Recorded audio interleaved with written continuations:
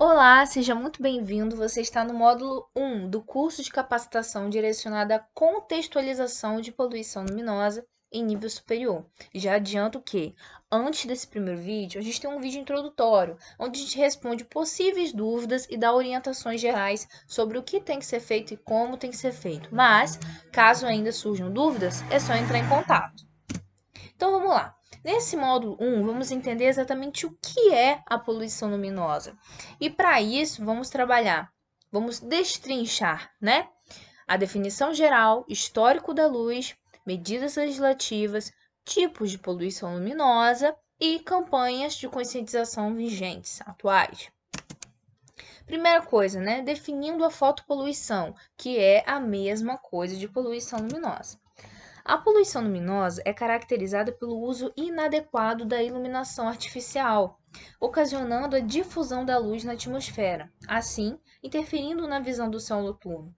Em uma visão mais abrangente, a República Tcheca define como toda luminosidade artificial notada além do horizonte por ser propagadas em áreas além da extensão necessária. Na ilustração ao lado, temos uma imagem do planeta Terra visto de cima, onde, por mais que essa área não esteja banhada pela luz do Sol, este território, neste momento onde a imagem é captada, está berrantemente, grosseiramente visível via satélite. Isso se deve ao fato da quantidade de aparelhos luminosos nesse território, mas não só a isso. Se deve ao fato também do direcionamento dessa luz. Em vez da luz estar direcionada para o que se quer iluminar, para baixo, essa luz está sendo propagada para cima, em uma quantidade tão grande que é vista do espaço, né, da região mais alta. E já que estamos falando de luz, é necessário entender todo o histórico por trás disso, para compreendermos como que foi possível, como que foi possibilitado o surgimento desses diversos aparelhos luminosos que temos hoje. A experiência relacionada a potenciais elétricos feitas por Galvani no século XVIII foi um pontapé inicial para o surgimento da luz artificial, pois estudos sequenciais estabeleceram as definições de magnetismo e eletricidade. Ao lado, temos a ilustração da dita experiência de Galvani, onde, ao pegar o zinco e o cobre, dois materiais, né, dois metais diferentes, e encostar no corpo de uma rã morta, ele percebeu que a perna contraía, não sabendo ele que estava mexendo com toda essa questão de fluxo de elétrons, mas a partir desse experimento, ele abriu portas para o estudo do princípio da oxirredução, que é o princípio que rege o funcionamento da pilha. Então, ao entendermos, ao estudarmos o funcionamento da pilha, nós conseguimos correlacionar e entender o quanto importante foi esse experimento de Galvani, que abriu portas para diversos estudos e entendimentos a respeito da eletricidade. Em Londres, já no século XIX, em um momento em que as bases da física estavam bem estabelecidas, Faraday, ou melhor dizendo, como as pessoas popularmente conhecem, Faraday recebeu créditos por utilizar os conhecimentos referentes à eletricidade para compor um dispositivo que emanava luz branca, sendo a primeira possibilidade do surgimento da luz artificial.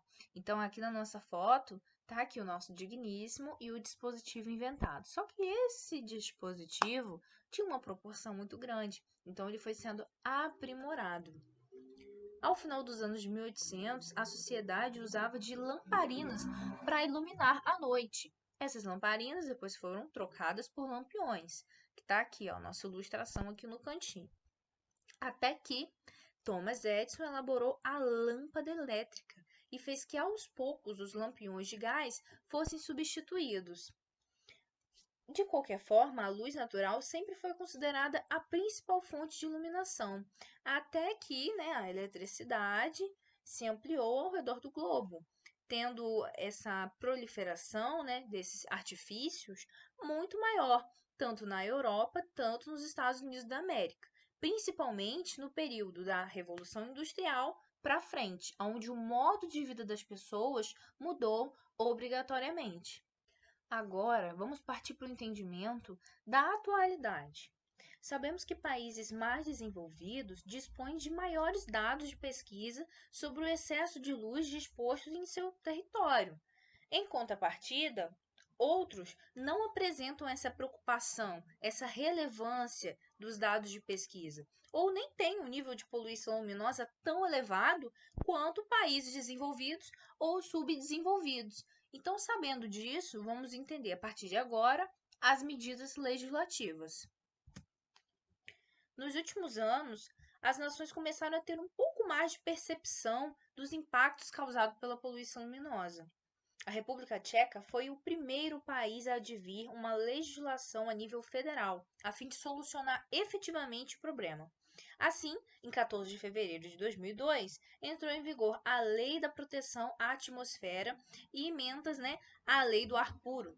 Todavia, resultou somente na redução do consumo de luz, consumo de energia elétrica e a conscientização popular sobre o céu noturno, ou seja, não conseguiu de fato reduzir ou resolver o problema existente.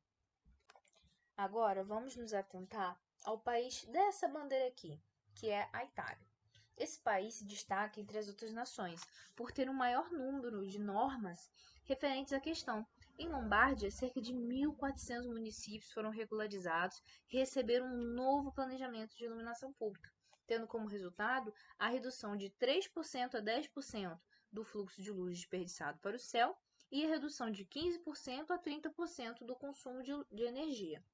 A província de Frosinone, também na Itália, obteve resultados consideráveis com a redução de quase 28 milhões de luminárias inapropriadas e cerca de 42% de redução do consumo de energia elétrica.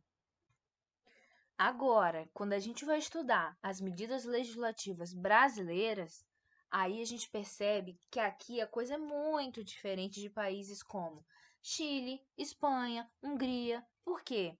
No Brasil, não há legislação federal específica para esse problema. O que a gente tem, de modo geral, que se destaca é a Lei 9.985/00. É o Sistema Nacional de Unidades de Conservação que estipula um conjunto de procedimentos em defesa dos recursos naturais dos diversos ecossistemas brasileiros. Só que não há coisas mais específicas do que isso. Mas a gente tem uma luz no fim do túnel, que é a Lei 10.257/01, sancionada, obviamente, no ano de 2001. Essa deu espaço a atitudes cabíveis que sejam tomadas a vigor do Estatuto das Cidades. Agora, os municípios têm uma certa autonomia para intervir e desenvolver mecanismos de forma a proteger a sua natureza local. Quando a gente fala também, uma observação em legislação brasileira, se destaca muito o IBAMA, como se o IBAMA fosse a solução de todos os problemas. Mas vocês têm que se atentar que o IBAMA, esse órgão, não dá conta do território todo, é impossível, e que sem esse apoio da legislação, não há como ser tomadas medidas efetivamente, medidas cabíveis que correspondam a todo o nosso território. Agora, vamos ao penúltimo item, onde vamos entender os tipos de poluição luminosa. Neste momento, por favor, muita atenção às imagens, pois precisamos compreender o que é cada um dos tipos para poder diferenciá-los na atividade. Vamos lá.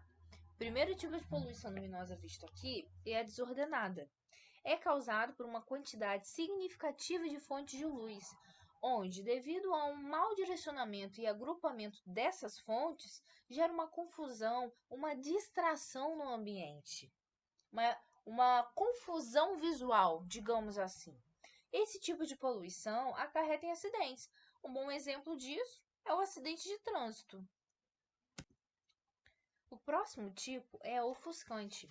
É o ofuscamento de um objeto por conta de uma porção de luz que se segue horizontalmente, ou seja, há um objeto à frente, só que por conta de uma dada luz nessa direção de quem está vendo, a pessoa que deveria ver, na verdade, não consegue ver.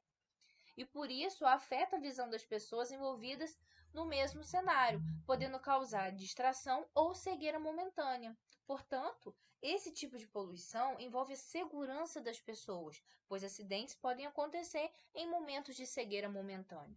Um exemplo é quando a pessoa está dirigindo e do nada ela se depara com um feixe de luz muito alto, muito grande.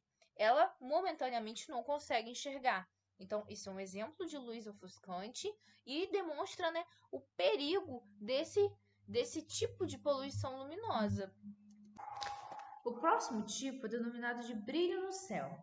Consiste no espalhamento de luz de diferentes fontes, sejam naturais ou artificiais, mas obviamente, maioria artificiais, em direção à atmosfera, criando uma iluminação difusa que ofusca a observação do céu, ou seja, ofusca o brilho natural das estrelas. E é mais enfático em regiões urbanas, por conta desse alaranjado no céu. Se vocês forem ver a imagem, existe uma pessoa observando um centro urbano de longe. E da onde a pessoa está, que ela registrou essa fotografia, dá para perceber acima desse território toda essa região alaranjada. E esse alaranjado é formado devido à refração de luz em partículas suspensas na atmosfera, provavelmente partículas provindas da poluição emanada por esse território.